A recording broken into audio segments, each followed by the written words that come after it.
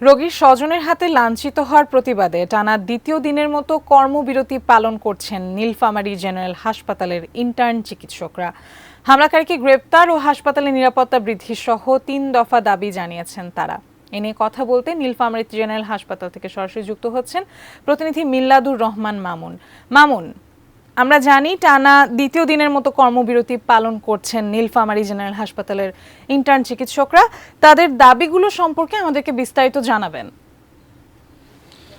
ধন্যবাদ অদ্রিতা। আসলে শুরুতে আমরা একটু ঘটনাটার কথা বলি। সেটি হচ্ছে এটি গত মঙ্গলবারের ঘটনা। বিকেল 4:15টার দিকে তানহা নামে একজন শিশু, তার অভিভাবকরা তাকে নিয়ে এসে শিশু ওয়ার্ডে ভর্তি করান এবং তারা একটি কেবিনে শিশুটিকে চিকিৎসার জন্য রাখেন। আসলে সেই মুহূর্তে জেনারেল ওয়ার্ডে ডক্টর সুরাইয়া জান্নাত শম্পা নামে একজন চিকিৎসক ছিলেন এবং রোগীর স্বজনরা কিন্তু সেই চিকিৎসককে এসে রোগীটি দেখতে বলেন। তো আসলে সেই চিকিৎসক, ইন্টার্ন চিকিৎসক তখন জানিয়েছিলেন যে আসলে এটি শিশু ওয়ার্ডের রোগী, এই কারণে তিনি তাকে দেখতে পারবেন না। আসলে এই বিষয়টি নিয়ে রোগীর স্বজনদের সাথে ওই চিকিৎসকের কিছুটা বাকবিতণ্ডা হয় এবং চিকিৎসক যেটি দাবি করেছেন যে আসলে মাঠের অলরাউন্ডার আমি আর ঘরের অলরাউন্ডার টাইলক্স।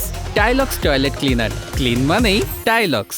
রোগীর বাবা এবং চাচা তারা কিন্তু তার সাথে দুর্ব্যবহার করেছেন এবং অশ্লীল ভাষায়, অকথ্য ভাষায় গালিগালাজ করেছেন। এমনকি তার হাতে থাকা মোবাইল ফোনটি মাটিতে ফেলে দিয়ে সেটি নিয়ে নেন। আসলে এই থেকেই শুরু।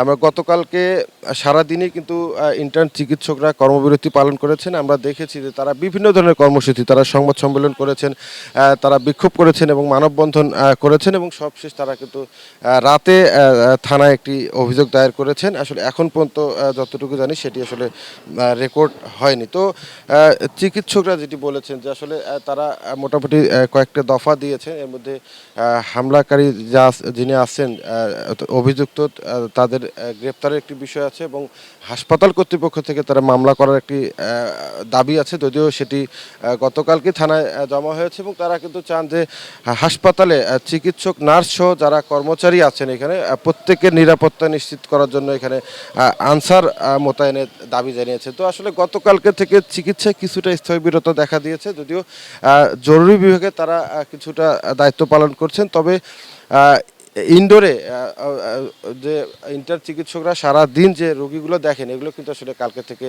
দেখছেন না। তো আসলে বিষয়টি নিয়ে অভিযুক্ত এবং চিকিৎসক তারা কিন্তু স্থানীয় সুশীল সমাজের লোকজন কালকে বসেছিল বৈঠকে সমাধানের জন্য।